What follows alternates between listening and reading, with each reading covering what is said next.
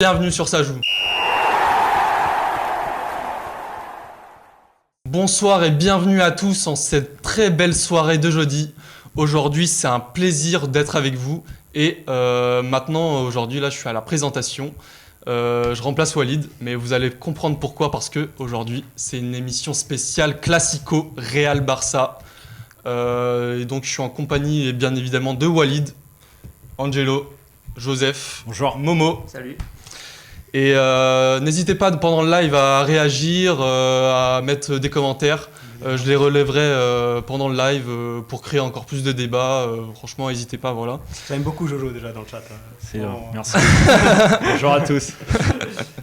Bon, ça y est, on est parti pour l'Espagne et direction le Stadio Olimpico de Séville pour parler de ce Classico Real Barça qui se jouera en finale de Coupe du Roi. Samedi à 22h. Mais avant ça, on va revenir sur la forme des deux équipes.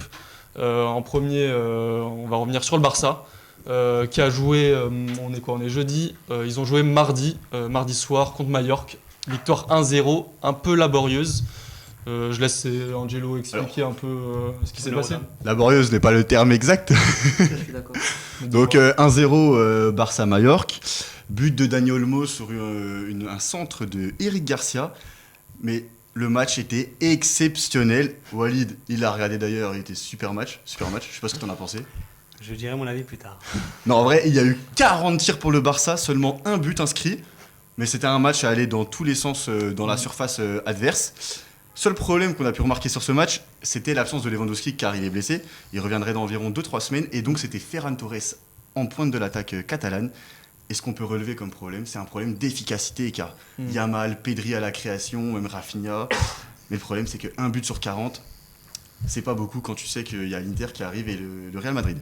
Et toi, Momo, comment tu les sens un peu ces Barcelonais c'est un peu des victoires à l'arraché ces derniers temps en Liga, le Barça. On le rappelle, 1-0 contre Majorque mardi. On a eu le 4-3 contre le Celta Vigo. Celta Vigo, exactement.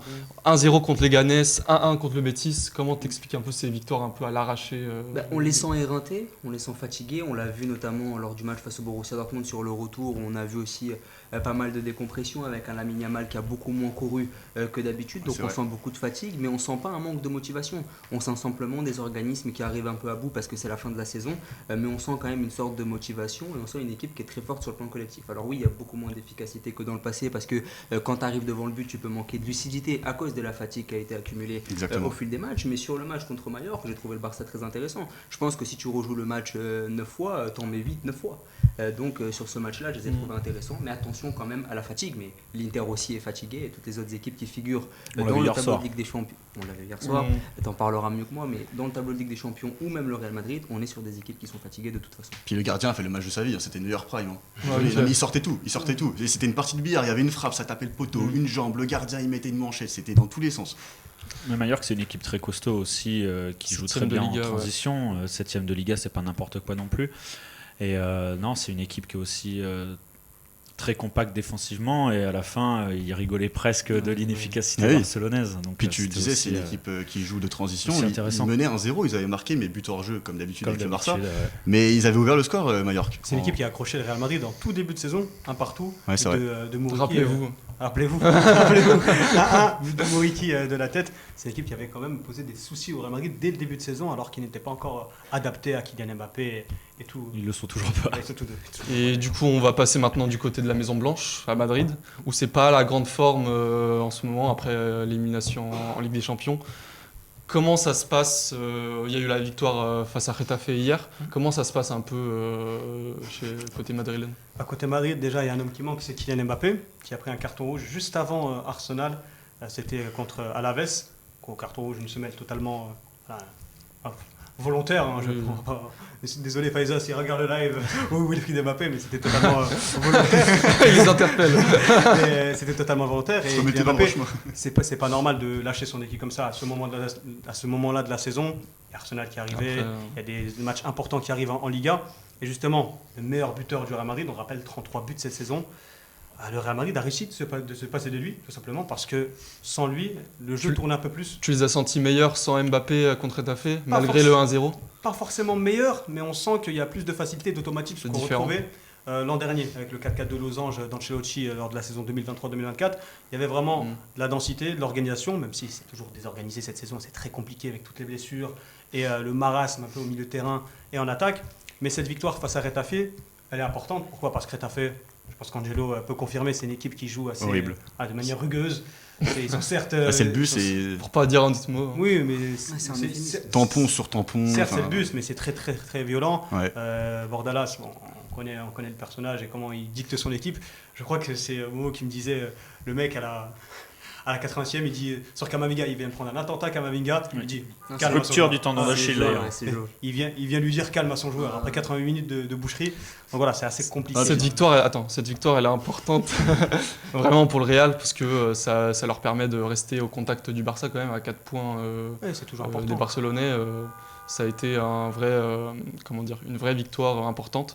Et Joseph, toi, comment tu le sens ce Real samedi ? Est-ce que tu penses qu'ils ont les ressources mentales, parce qu'on ne va pas parler de tactique avec Ancelotti, est-ce qu'ils ont vraiment les ressources mentales pour aller chercher ce Barça ? Oui, ils ont les ressources mentales parce que c'est une équipe qui a quand même des leaders dans ce vestiaire. Thibaut Courtois, c'est quand même un des meilleurs gardiens, quelqu'un qui aussi connaît le très haut niveau. Luka Modric est toujours là, Federico Valverde, ça reste quand même des joueurs excellents. Même Vinicius Junior et Rodrigo sont des leaders techniques qui sont habitués aux grandes joutes européennes et par conséquent aussi en Espagne.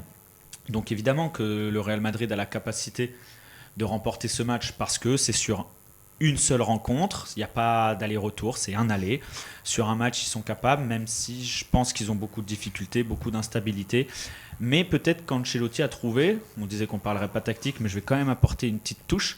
Avec Arda Güler au milieu de terrain, il peut apporter cette folie et cette touche technique. Cette touche technique qui manquait depuis le départ de Toni Kroos. Donc, parce que tu as Tchouaméni qui n'est pas très à l'aise avec ses pieds. En tout cas, Valverde, c'est un bon milieu de Tchouaméni, mais en tout cas, on ne lui demande pas d'être le Real et capable de gagner cette finale, bien sûr. On va passer maintenant, je pense, au compo probable pour ce Classico, ce 3e de la saison. Déjà après celui en Liga à l'aller et en Super Coupe d'Espagne en décembre dernier, je crois. Janvier dernier. On a noté les absences côté barcelonais de Lewandowski et Alejandro Balde côté Barça. T'en penses quoi un peu, Joseph, de cette compo, nouvelle compo du Barça avec Ferran Torres en pointe ? Parce que Lewandowski, c'est quand même un très, très gros coup dur. C'est un gros manque. Lewandowski, j'avais noté, c'est quand même 40 buts, toute compétition confondue cette saison, c'est quand même pas trop mal. Mais Ferran Torres, il est aussi très intéressant dans la variété qu'il apporte. Il a marqué 5 buts en Coupe du Roi cette saison, c'est le meilleur total pour un joueur du Barça. Donc c'est quand même des buts qui importent. Co-meilleur buteur avec Alvarez et Hendrik en Copa del Rey.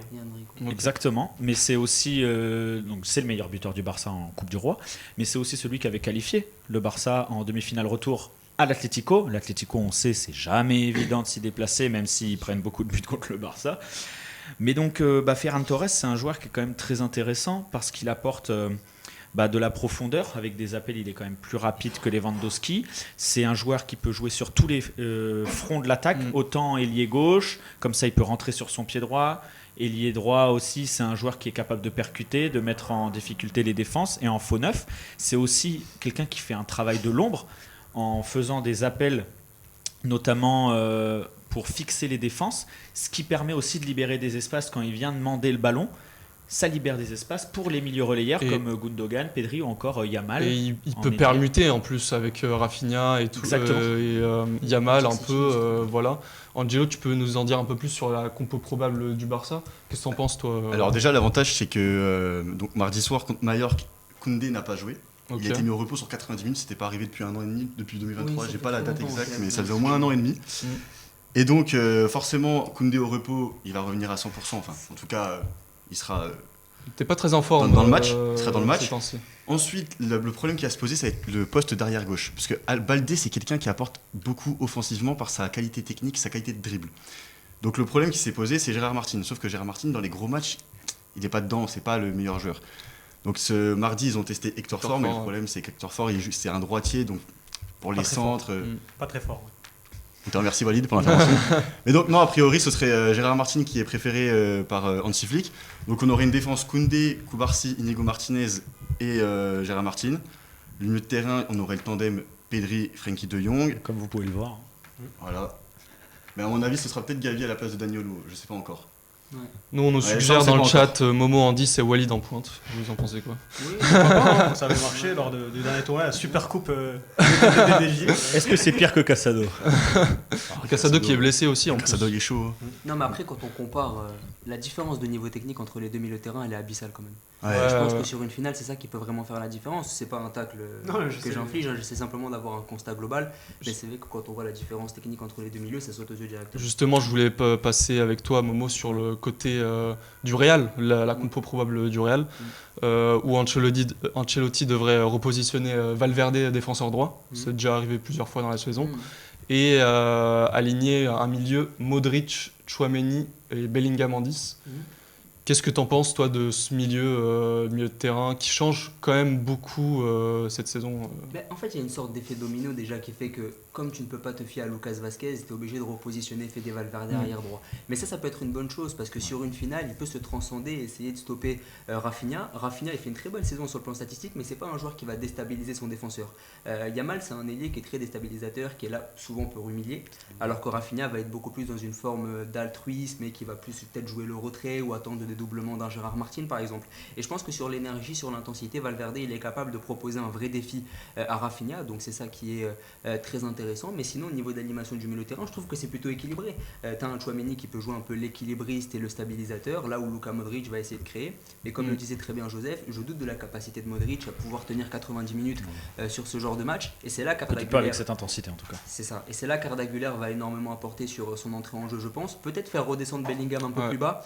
Beaucoup lors de l'Euro voulaient que Bellingham soit associé à Declan Rice dans le double pivot parce que beaucoup le voyaient essayer d'organiser le jeu depuis l'arrière. Je pense que ça peut être intéressant parce que quand il joue plus haut, il a un problème peut-être de mobilité. Il a une incapacité à se retourner vite qui peut des fois être difficile.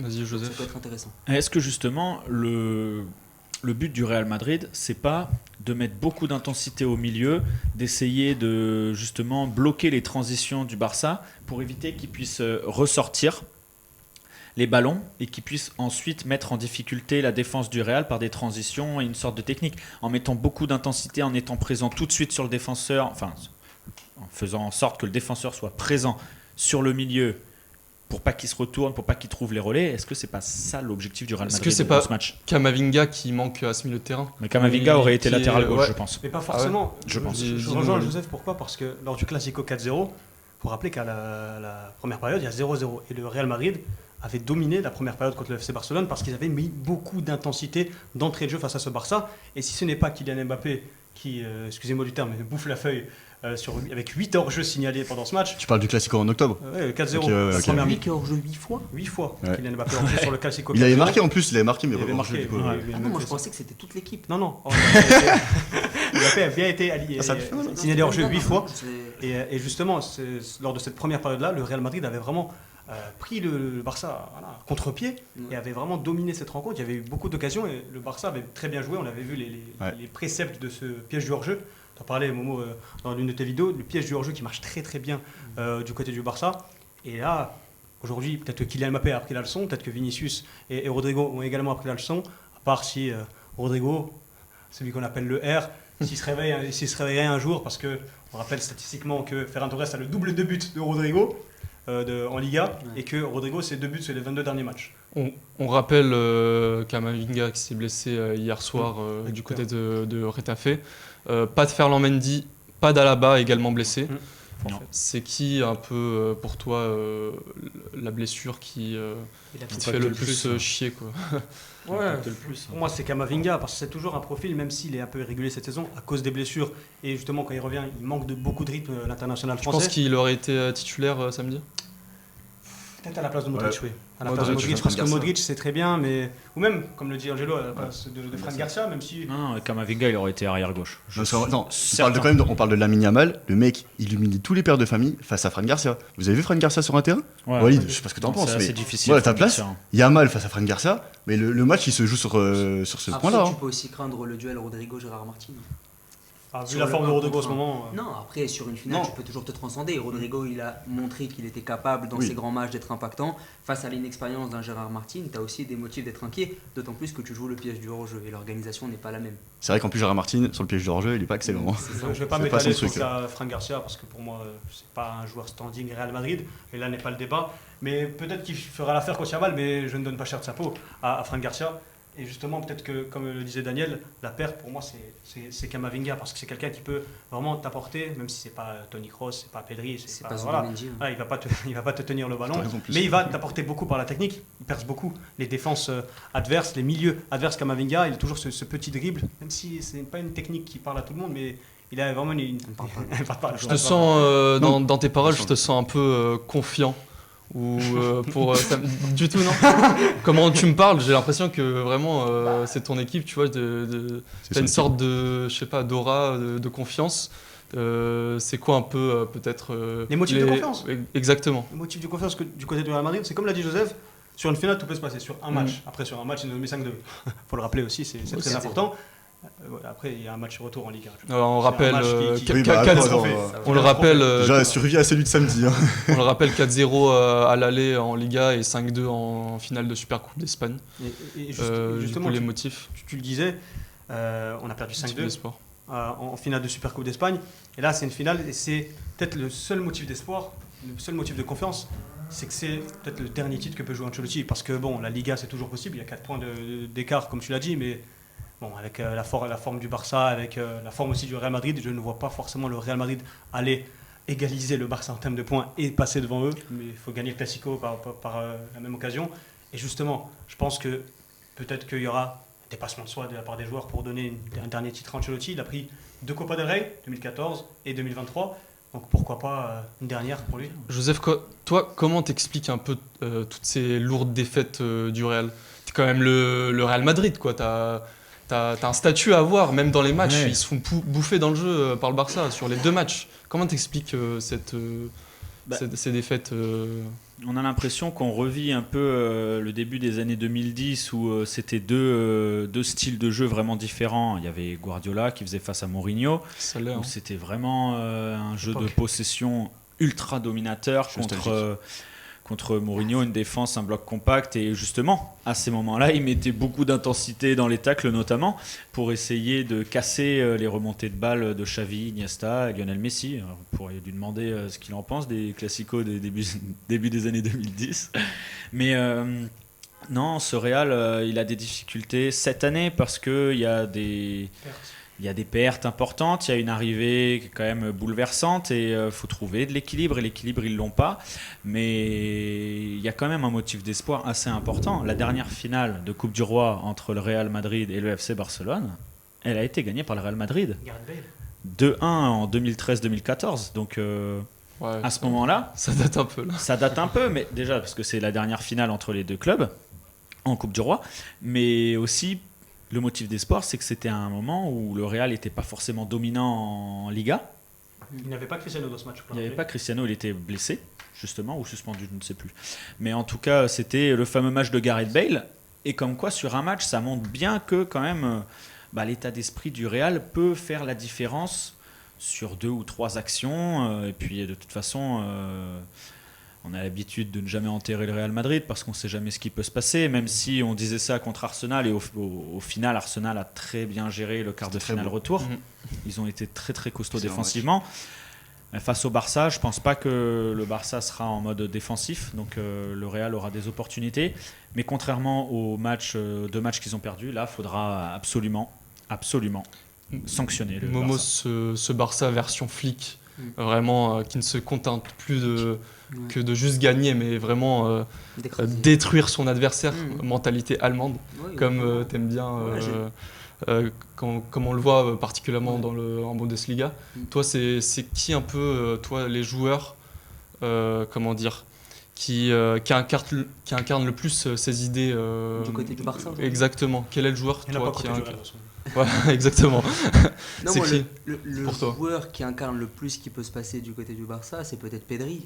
Pedri. Qui au final est un peu un mélange de ce qu'a pu faire Hansi Flick avec un Joshua Kimmich par exemple au Bayern, c'est-à-dire prendre un joueur très doué sur le plan technique et essayer d'en faire une machine d'intensité et de rythme. Et Pedri, il est très bon avec le ballon, il a cette capacité à organiser le jeu, mais on n'aurait pas prédit que Pedri pourrait assimiler ce système très allemand où il va devoir aller beaucoup presser, où il va devoir aller mettre beaucoup d'intensité dans ses courses. Quand on voit son gabarit, on ne se dit pas que c'est un joueur qui est capable de mettre de l'impact dans le milieu de terrain, et pourtant il le fait très bien, et c'est lui qui lance majoritairement les attaques du FC Barcelone. Il a la capacité à trouver ses coéquipiers dans la profondeur. Yamal, Rafinha, il a une capacité à combiner dans les petits espaces aussi avec un De Jong ou avec un Casado avant sa blessure et Dani Olmo aussi. Donc je trouve que c'est lui qui incarne le mieux ce style-là parce qu'il a parfaitement réussi à symboliser ce mix entre l'intensité allemande qu'a voulu ramener Hansi Flick et ce profil de joueur de poche très espagnol. Donc il a parfaitement assimilé ces idées-là et ça a fait de lui peut-être, sûrement, le meilleur milieu de terrain du monde cette année. Il y a Fauzi sur le chat qui dit il y a un monde où Madrid ça passe, le Barça cherche le triplé, mais Madrid ne repose repose sa saison que sur samedi et sur la Liga. Donc voilà. Non, mais là, ouais, ce qui est intéressant, c'est que c'est le dernier match, la dernière finale d'Ancelotti, de toute façon, quoi qu'il arrive. Donc je pense que Ancelotti, qui est quand même un manager hors norme, il pourra trouver les mots pour véritablement motiver ses joueurs. C'est 90 minutes, au bout d'un moment, s'il ne donne pas tout dans ces 90 minutes-là, le Real aura rien à dire et ce sera une saison difficile. Encore une saison difficile pour le Real Madrid. Bon, ça arrive, mais il y a des clubs qui traversent des saisons bien plus difficiles. Donc, tu penses à un club de mesure. En Espagne, Valence, on peut citer Valence. Très bien rebondi. Ouais, les gars, il y a quand même un truc que j'aimerais préciser, c'est que tout à l'heure, on dit le Barça, mais le Real est mauvais. C'est vrai, tout ça c'est vrai. Mais le Real n'est pas mauvais, le Real est en difficulté. Mais ça reste un classico, les gars. Un classico, ça reste un classico. C'est le 3e classico de la saison. Le Barça a pris les 2 premiers. Moi, en tant que Blaugrana, j'ai du mal à voir le Barça faire un 4 sur 4, parce qu'il y a encore 2 classicos. J'ai du mal à voir le Real le Barça faire un 4 sur 4. Justement, moi, je pense que le Barça a pris l'ascendant psychologique sur le Real Madrid. On n'a pas le temps d'en parler, mais je pense que le Barça, sur les classicos, lorsqu'ils ont une bonne équipe et que ça tourne bien, le Barça bénéficie d'un complexe d'infériorité du Real Madrid. On peut le voir sur les classicos de 2010 à 2020. Le Real montre toujours un complexe d'infériorité face au Barça. Il se laisse faire. Il dit c'est pas grave, de toute façon c'est le Barça, il joue mieux que nous, et il se laisse faire. On avait même vu ça sous Xavi avec je me rappelle. Etc. Mais même dans les heures excuse-moi, mais même dans les heures les plus sombres du Barça où le Real empilait les Ligues des Champions, il y avait ce complexe d'infériorité dont tu parles, et c'est très intéressant vu de l'extérieur. Bon voilà, je pense qu'on a fait le tour de la question un peu du débat sur ce match. J'espère que samedi il y aura pas mal de buts. Le Real reste quand même sur 3 succès en Liga, dont 2-1-0. Qui ne nous pourquoi pas une victoire 1-0 du Real Madrid. Le vieux match, si c'est 1-0. C'est possible. Bon, on a fait le tour, enfin presque. Place au prono. Les amis, ce soir c'est match. Bon, on va prendre les ardoises, Jeff, s'il te plaît. On va prendre les ardoises comme ça. C'est notre stagiaire. Vous allez pas tricher sur l'autre ou quoi, comme ça influence pas. Ça influence pas les autres. Merci d'ailleurs toujours Jeff, Samy en régie, tout à fait. Évidemment, merci à Jeff, notre stagiaire, et à Samy en régie. On le paye pas. Toutes les petites mains qui nous permettent de faire des émissions. T'inquiète. Merci beaucoup Jeff. Merci. Donc, vous allez m'écrire le score final du match, prolongation, tir au but. C'est Real Barça. C'est le l'ordre. Vous mettez R, je sais pas. Attends, c'est un quiz ou c'est un prono là? Non, prono. Là, c'est juste pour pas qu'on s'influence. C'est pour ça que je me suis dit, il n'y a pas de question. Du coup, vous allez me mettre le résultat, le score final, je sais pas, prolongation, tir au but, comme vous voulez. Pour cette finale de Coupe du Roi entre le Real et le Barça, samedi à 22h au Stadio Olimpico de Séville. Stadio de la Cartuja, comme on dit. Comme tu dis. Tac, je vous laisse terminer. Vous pouvez mettre les buteurs, si comme ça. J'ai mis les buteurs. Qui commence, mon cher Daniel? On va commencer par... je vous laisse terminer, je vois que Joseph a écrit encore, Momo aussi. C'est bon. Walid et Angelo, ils sont déterminés, ils savent déjà ce qui va se passer peut-être samedi. On va commencer par Momo, tiens. Vas-y, montre-nous l'ardoise. Tu nous montres, après, tu montres. À la caméra, juste là. Ok. Juste là, juste là. Comme ça. Real Madrid 2, Ouais. FC Barcelone 1, Ouais. doublé de Vinicius Ouais, et un but de Yamal. Éteignez son micro, éteignez son pour micro. Barcelone. Ok. Voilà, c'est mon prono. Parfait. Il faut savoir que Vinicius n'est pas un joueur qu'il apprécie de base. Vous pouvez mettre ça, les gars. Ah, donc tu sens Vinicius sur un gros match. Bah oui, Il a mis un triplé contre le Barça. Ouais, il a montré plusieurs fois. On va passer maintenant à Joseph. Joseph, vas-y, montre-nous. Montre à la caméra d'abord. FC Barcelone 1 sur un but de Rafinha et 2 Real Madrid. 2-1 pour le Real Madrid, ouais. Exactement, avec un but de Valverde et Rodrigo. Ouais, je Voilà. sais pas pourquoi, je le sens que Rodrigo, c'est sans doute le match de la dernière chance pour lui cette saison. Et il est capable, dans les grands matchs, de se transcender et d'aller chercher quelque chose de grand. Et on va prendre les avis des 2 protagonistes de ce match. Vas-y Angelo en Non, premier. solide, Non, solide. non, vas-y Angelo en premier. Angelo, Alors, je monte le score et vous me laissez m'expliquer. je te laisse... 6-0. Triplé de Rafinha, doublé de Yamal et but de Pedri. Alors, je m'explique. L'école des journalistes. Je m'explique, laissez-moi parler. Samy, il a levé les bras. Quoi. Oh, ça dit t'as un traître ou quoi? Bon, attends, Alors. déjà, laisse-moi. 6-0, triplé de... Je l'ai dit. Rafinha. Triplé Rafinha, doublé Yamal, but doublé de Pedri. Ok. Pourquoi? Le dernier Classico, en janvier, il y a eu 5-2. Carton rouge du Barça, mais c'était à 4-0 avant le rouge de Chesney.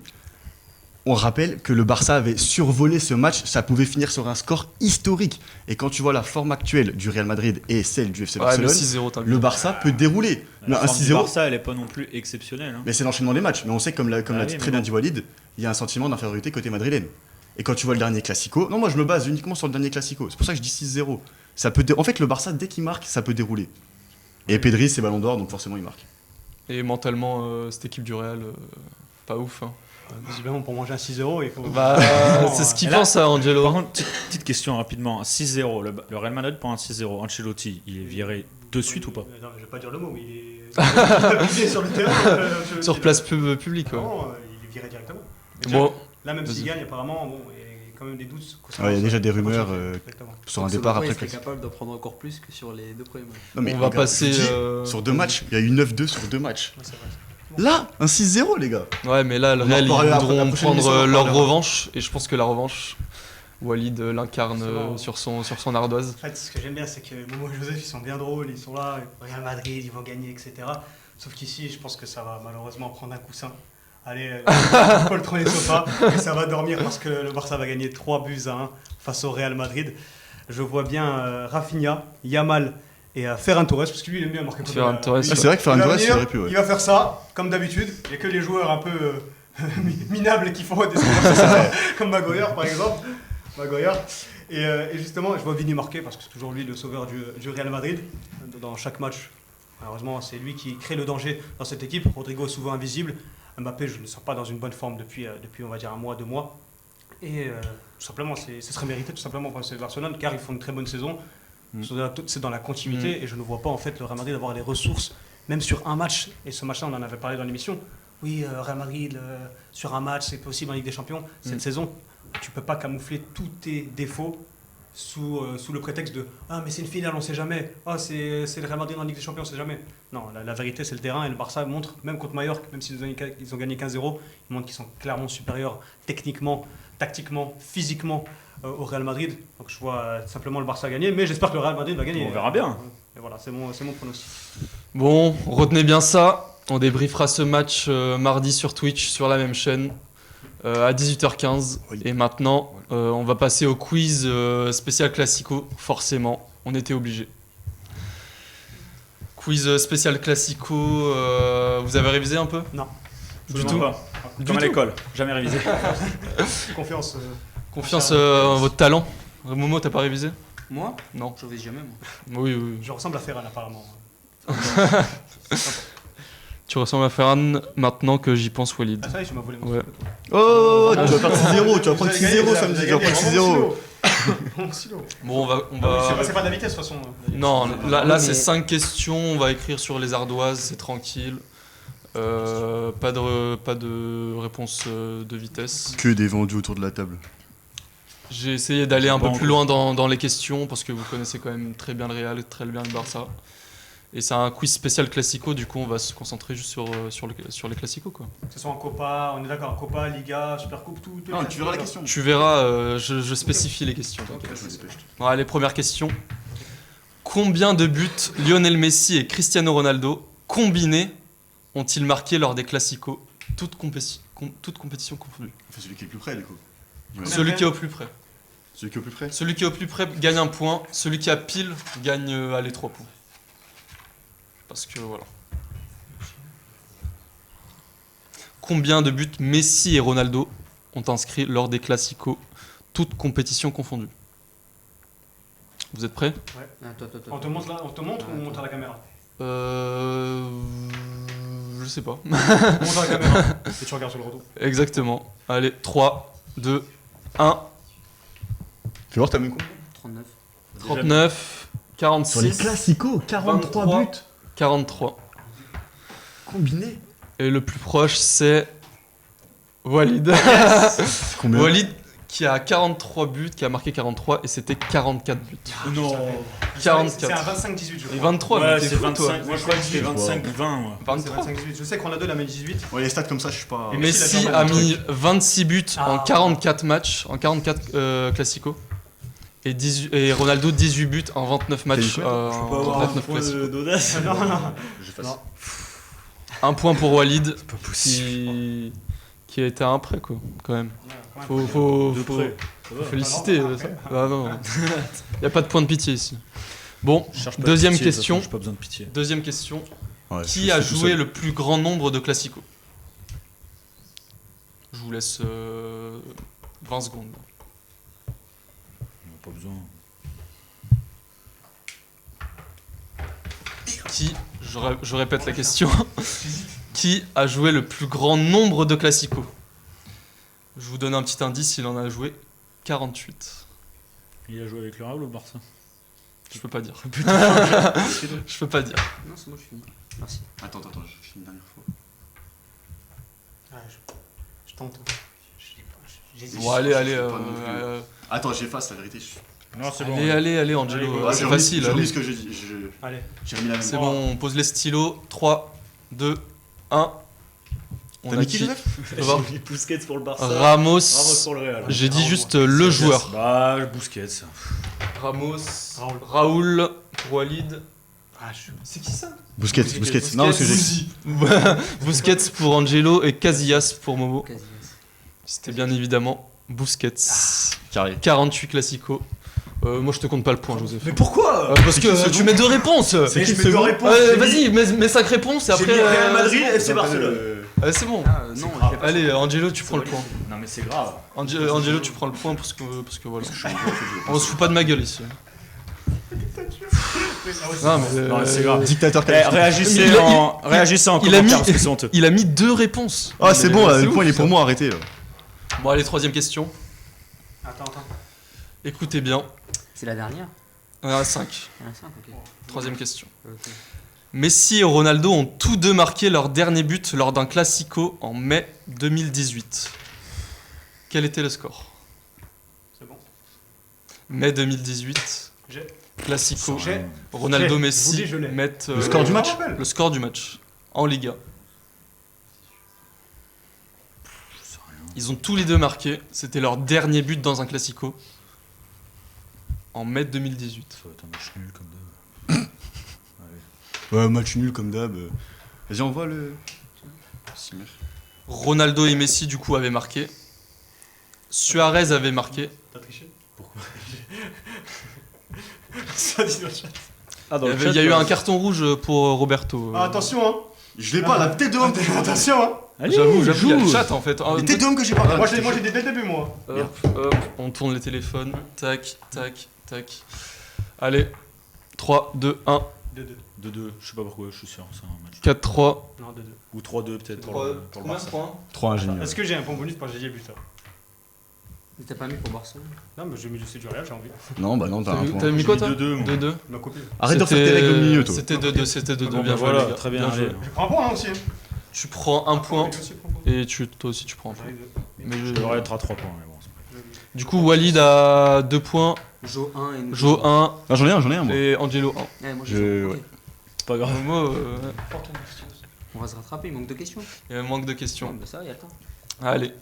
Et il a fait Miguel Munoz, entraîneur du Real entre 1960 et 1974, est celui qui a remporté le plus de Clasico. Combien? Il en a remporté 16. C'est quoi la Qui question, sont du les coup deuxièmes? Des coachs? Ouais. Ils sont deux à être Ils dessus. sont 2 à être deuxièmes Avec avec, combien 9 victoires. Ils ont gagné 9 classicos. 9 Clasico chacun. 16 Clasico pour le premier, Putain, je sais pas. J'en sais 9 rien du tout. pour les 2 deuxièmes. Faut préciser. C'est toute compétition confondue. Toutes compétitions confondues. Allez, dépêchez-vous. Les coachs? Coach. Ouais, les coachs. 2 coachs qui ont gagné 9 Clasico chacun. C'est un Madrid et un Barça. Je sais pas. Ah, faut J'ai- mettre deux coachs. Bah oui, c'est 2 coachs. Oui, oui, oui. Tu veux écrire Et je vous compterai un point par Toi, j'en ai coach. qu'un là. Allez. T'as mis 2 toi? Oui, bah oui. C'est bon. Je fais un petit Envoie décompte. ton truc, j'écris en même temps. Ah, t'as pas. Parce qu'on partage avec moi. Allez, tu les as dans la tête là, Angelo. Tu les as en tête, tu les écris. Je pense que le catalan, Et on va passer aux réponses. 3, 2, 1. Montrez-moi un peu. Guardiola, C'est possible. Et De Bosque. Del Bosque. Del Bosque. Putain, De Bosque. Franck Dubosc. Vous le saviez pas, il a remporté ce classique. Del Bosque, Guardiola. Zidane. Guardiola, non. Zidane. Non, fait pas en 3 ans. Bah, il a pas fait 3 ans. au Ancelotti, Real. Guardiola. Ouais, mais il y avait l'époque avec. Ah, ouais, non, c'est putain, pas. il était Pep, revenu après. Rijkaard. Eh oui. Rijkaard. Rijkaard. Alors Rijkaard, c'est possible. C'est qui? On a bien Pep Guardiola. Ouais, ok. Ok. Un point. Est-ce que l'un d'entre nous a trouvé l'autre? Personne n'a trouvé le deuxième. On doit rechercher. Hierro, est-ce que c'est pas Hierro? Je vous le dis, c'est Johan Cruyff. C'est vrai que c'est pas con, bête. ouais, c'est- Ils ont été bien Deux pensés avec deux lui, Barcelonais. Deux Barcelonais. Ça aurait Attends, été mais bien du coup, pensé ceux avec qui Cruyff. ont trouvé Guardiola. Bah Guardiola, vous avez tous un point. Écoute. C'est Bon, comme ça ça. sert à rien. autant Bah que- voilà, Non, exactement. c'est un point, Ah oui, C'est comme ça. On le sort un Je te peu. l'honneur. Momo. Bon, dernière question. 3 points, je crois. 3 points. Vos 3 points, la dernière question. Non, Quatre. lui, il a 3 points. Moi j'ai 4 points. 1 point J'en ai 2, j'en ai 2. Oh, ouais, mon stylo. et 1. Eh, vas-y, c'est moi, attends. 1, 1, 3, 2. Vas-y, alors, Allez. dis Visca Barça. Ouais, Visca Barça, Visca Catalunya. J'ai assez parlé de ton club là. déjà. La dictature. Allez, dernière question. Et on va clore l'émission sur ça. On est en avril 2017. Ouais, je sais déjà ce qu'il va dire. Je connais déjà le match par cœur. Real Barça au Bernabéu. Ouais. 3-2 pour les Blaugrana. Oh. Et ce qui est drôle, c'est qu'on en parlait hier avec Walid. Messi marque le premier but à la 33e minute. Mhm. Et le troisième but, celui de la victoire, à la 92e minute. Tu veux le deuxième buteur? Qui marque le deuxième? Vas-y, à boule. Je peux même Côté Barça. Je peux même te décrire le but. Je sais Barça. même plus. Il y a eu 3-2 du coup, on connaît la célébration iconique. 2017. C'est la célébration iconique Oui, avec de le Messi. maillot. Exactement, il y a eu C'est- 3-2. Je vous demande, Messi a marqué un doublé, je vous demande le troisième buteur du Barça. Il y avait qui à cette époque? Allez, je vais tenter. La Quel- grosse cote. Casemiro et James marquent lors de ce match. Ronaldo rate beaucoup dans ce match. Ramos, carton rouge. Pas forcément, mais. Et dans quel classico il a pas pris de C'était la vraie D'ailleurs, question à d'ailleurs, selon poser. moi, Marcelo aurait dû 100 fois faire faute sur Roberto sur la contre-attaque. Tous les jours. Tous les jours. Allez, le deuxième but côté barcelonais. On retourne les ardoises. 3, 2, 1. Allez, on retourne. Rakitic. Alors j'ai décrit du gauche, côté droit, extérieur, surface. Il efface Casemiro, bam! Une petite frappe enroulée du gauche. T'as fait encore plus. Ah ouais, gros, j'ai fait mon Il a petit fait un chapeau. chapeau. Il a fait un chapeau. Eh, Guglielmi, regarde ce que j'ai fait. Marrant, ça. Et Dembélé, on en parle de la performance de Dembélé, bien sûr. En Il était avril. même pas là, Dembélé. C'est ce que je Il était même pas là. c'est ce que je voulais dire. Dembélé, c'était mangé En de avril dormir à 2017, Dortmund. bien sûr, Dembélé qui était présent. Bah, on s'en fiche. Qui a gagné? Non, il a dit ça coûtait 3 Bah, points. Walid, non, j'ai pas dit.